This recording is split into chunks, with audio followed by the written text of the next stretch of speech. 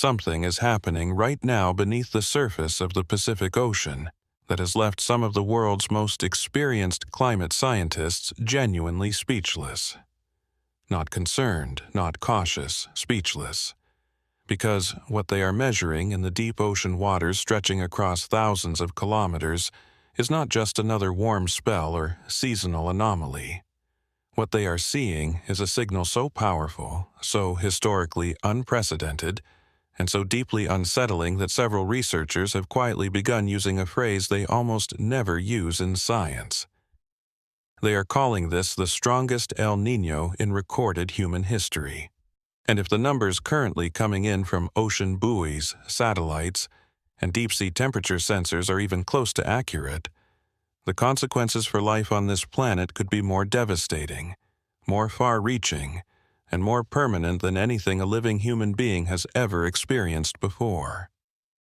To understand why scientists are so alarmed, you first need to understand what the Pacific Ocean truly is. Most people look at a map and see a vast blue emptiness separating continents. But the Pacific Ocean is not empty. It is the beating heart of Earth's entire climate system. It covers more than 30% of the planet's total surface area, holds more water than all the land masses on Earth combined, and stores an almost incomprehensible amount of thermal energy. Every single day, the Pacific absorbs solar radiation, shuffles heat between the tropics and the poles, and drives the atmospheric circulation patterns that determine whether billions of people experience rain or drought, warmth or cold, abundance or famine. When the Pacific is balanced and stable, the world's weather behaves in relatively predictable ways. But when the Pacific destabilizes, everything changes. And right now, the Pacific Ocean is destabilizing in ways that have no modern parallel. Under normal conditions, the Pacific operates like a perfectly engineered planetary machine. Powerful trade winds blow westward across the equator from the coast of South America toward Asia and Australia. These winds drag enormous sheets of warm surface water with them, piling up a gigantic reservoir of heat on the western side of the ocean near Indonesia, the Philippines, and Papua New Guinea. That warm pool fuels rainfall, drives monsoon systems, and powers much of the atmospheric engine that keeps Earth's weather in balance. On the eastern side of the Pacific, near Peru and Ecuador, cold water rises from the deep ocean to replace the warm water that has been pushed away. This upwelling brings nutrients to the surface, sustains vast marine ecosystems, and keeps the eastern Pacific cool and relatively dry. It is a system of extraordinary elegance, and it has governed life on Earth for millions of years. But every few years, something disrupts this system. The trade winds weaken. The warm water that had been piled up near Asia begins sliding back eastward. Sea surface temperatures in the central and eastern Pacific rise sharply. Rainfall patterns shift. Weather systems reorganize across the entire planet. This is El Niño, and scientists have tracked it for well over a century. They have measured its intensity, mapped its consequences, and cataloged the suffering it leaves behind. Droughts in Australia, floods in Peru, failed monsoons in India, wildfires across Indonesia, coral reef die-offs across the tropics. Every major El Niño event in history has reshaped lives across dozens of countries simultaneously. But what is developing right now is not a normal El Niño, not even close. The data coming in from the Pacific is extraordinary in a way that demands careful attention. Ocean temperature anomalies across the central and eastern Pacific have been climbing to levels that are genuinely difficult to contextualize. In some regions of the equatorial Pacific, sea surface temperatures have been recorded at more than 2 degrees Celsius above the already elevated modern baseline. But that baseline itself is the critical point that most people miss entirely, because the modern baseline is already warmer than it has ever been in recorded history. Decades of human-caused climate change have already elevated the global ocean temperature significantly, So when scientists say temperatures are running 2 degrees above the modern baseline, what they actually mean is that the ocean in these regions is now hotter than at any point in human civilization. That is not a slight exaggeration for effect. That is the measured reality. Beneath the surface, the situation becomes even more alarming. Deep ocean monitoring systems have detected what researchers are describing as a massive subsurface heat anomaly, a hidden mountain of warm water building beneath the surface of the Pacific and slowly migrating eastward toward South America. This underwater heat reservoir is not yet fully visible at the surface, but it represents stored energy on a scale that dwarfs previous observations. Scientists who study these so-called Kelvin waves, which are pulses of warm water that travel east along the ocean floor, are reporting that the thermal content of this subsurface anomaly may be larger than anything measured before the catastrophic El Niño events of 1982 to 1983 and 1997 to 1998. And here is the terrifying part. That heat has not fully arrived yet. When it does reach the surface in the coming months, the atmosphere above it will respond. Immediately. Explosively. The events of 1997 to 1998 remain the benchmark against which all major El Niño events are measured. That single climate event caused an estimated $100 billion in global economic damage. It triggered the worst coral bleaching event ever recorded at that time, killing vast stretches of reef across the Indo-Pacific. It fueled catastrophic forest fires across Indonesia and Brazil that released hundreds of millions of tons of carbon into the atmosphere. It produced devastating floods across East Africa, Central America, and the western coast of South America. It contributed to severe droughts across Australia, India, and sub-Saharan Africa that disrupted food production for hundreds of millions of people. Scientists studying the current Pacific conditions believe this developing event may already be tracking beyond those measurements in several key indicators. And global warming has since added an enormous additional layer of baseline heat to every ocean on the planet, meaning the starting point for this event is already higher than it has ever been before. What makes this particularly concerning to researchers is the speed of change. In previous decades, El Niño events developed over months, following patterns that gave scientists time to issue warnings, allow governments to prepare, and give vulnerable communities some chance of response. The current event is developing with unusual speed and geographic breadth simultaneously. The warming is not concentrated in a narrow band of the equatorial Pacific, as it typically was in historical events. Instead, it is spreading across an extraordinarily wide area, creating what some oceanographers have described as a wall of heat that spans the central and eastern Pacific from edge to edge. This broader spatial footprint means the atmospheric response, when it fully arrives, could be stronger and more globally distributed than any previous event. The ripple effects are already beginning to appear across multiple continents, and scientists are watching each signal with growing concern. Across the western Pacific, parts of Southeast Asia and northern Australia are already experiencing the early atmospheric disruptions that historically precede major El Niño-driven droughts. Indonesia is showing signs of rainfall disruption months ahead of the typical seasonal pattern. Peatlands across Borneo and Sumatra, which hold some of the densest carbon stores on Earth, are beginning to dry.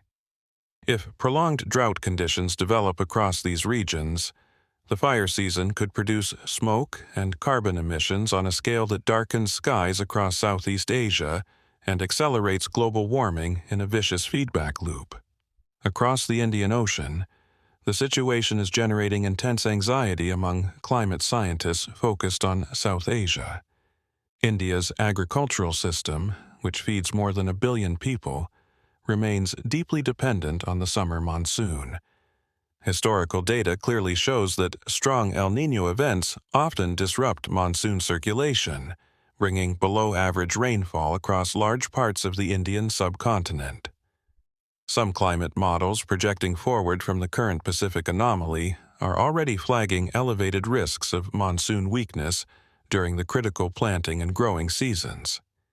Even a 20% reduction in monsoon rainfall across key agricultural states can cascade into food price spikes, water shortages, and humanitarian stress affecting hundreds of millions of people. With this event potentially stronger than any previously recorded, the monsoon risk carries an uncomfortable level of uncertainty that India's meteorological agencies are monitoring around the clock. Meanwhile, across South America, the consequences are unfolding from a different direction entirely. The warming of the eastern Pacific near Peru and Ecuador is already disrupting the Humboldt Current, one of the most biologically productive ocean systems on Earth. Fishermen along the Peruvian coast are reporting dramatic declines in anchovy catches, which form the base of one of the world's most important fishing industries.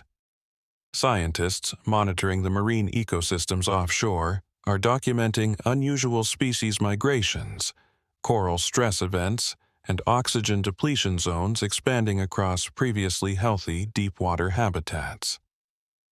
The atmospheric consequences for the Andes and the Amazon basin could be profound. During the 1997 to 1998 event, the Amazon rainforest experienced catastrophic drought and fire conditions that pushed enormous portions of the forest to ecological tipping points. With the Amazon already weakened by decades of deforestation and previous climate stress, another major drought of comparable or greater intensity could push some regions past the point of ecological recovery. In the Arctic, the consequences of extreme El Niño events are also becoming better understood, and they are deeply uncomfortable. Strong El Niño events are known to influence Arctic circulation patterns, contributing to episodes of unusual jet stream behavior that can plunge frigid polar air deep into mid-latitude regions, or, conversely, allow warm air to surge far into the Arctic itself. Recent winters have already demonstrated the fragility of the polar vortex under warming conditions, producing dramatic cold snaps across North America and Europe alongside record warmth in the Arctic.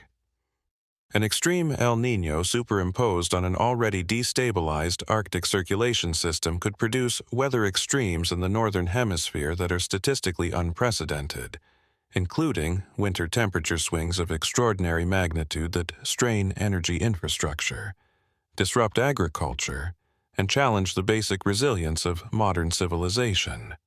What truly elevates the scientific concern beyond anything seen before is the compounding effect of where humanity stands in the broader climate trajectory. Every major El Niño event in history occurred against a relatively cooler global background.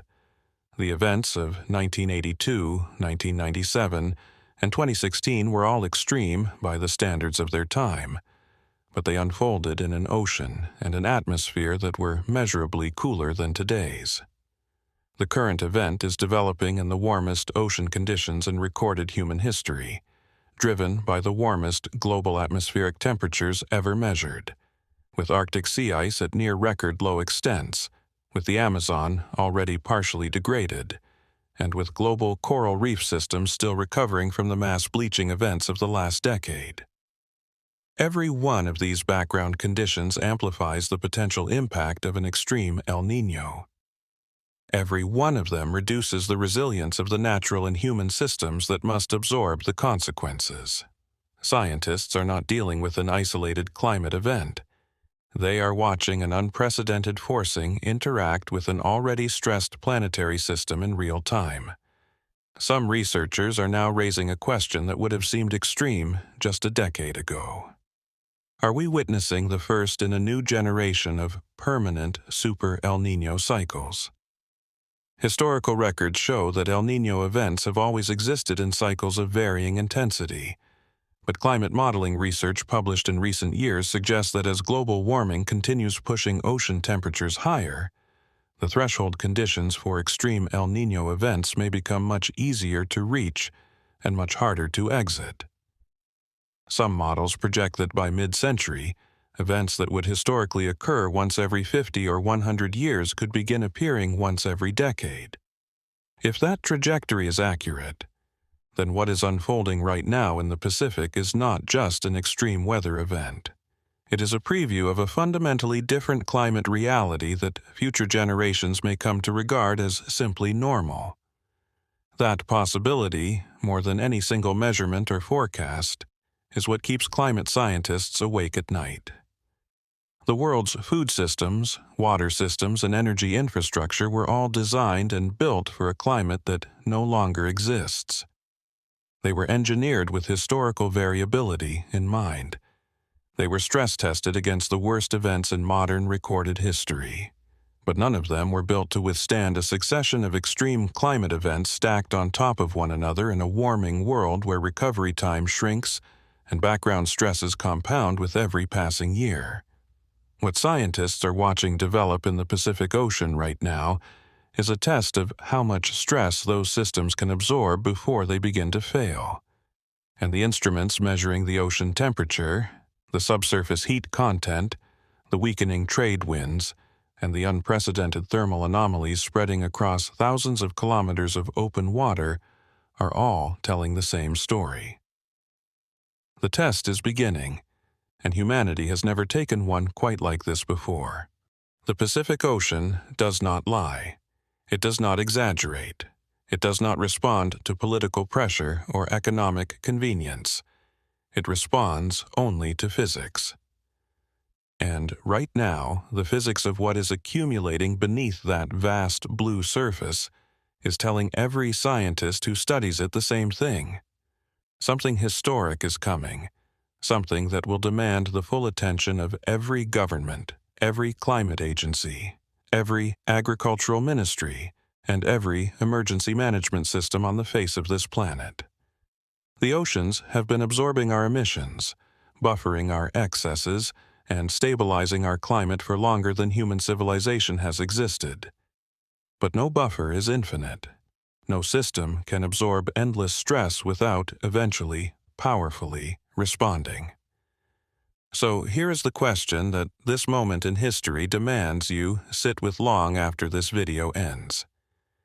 If the strongest El Niño ever recorded in human history arrives in a world that is already warmer, already more fragile, and already closer to multiple climate tipping points than at any previous moment in civilization, and if the scientists monitoring it in real time are expressing concern at levels they have never expressed before, then what does that tell us about the choices that must be made in the years that follow?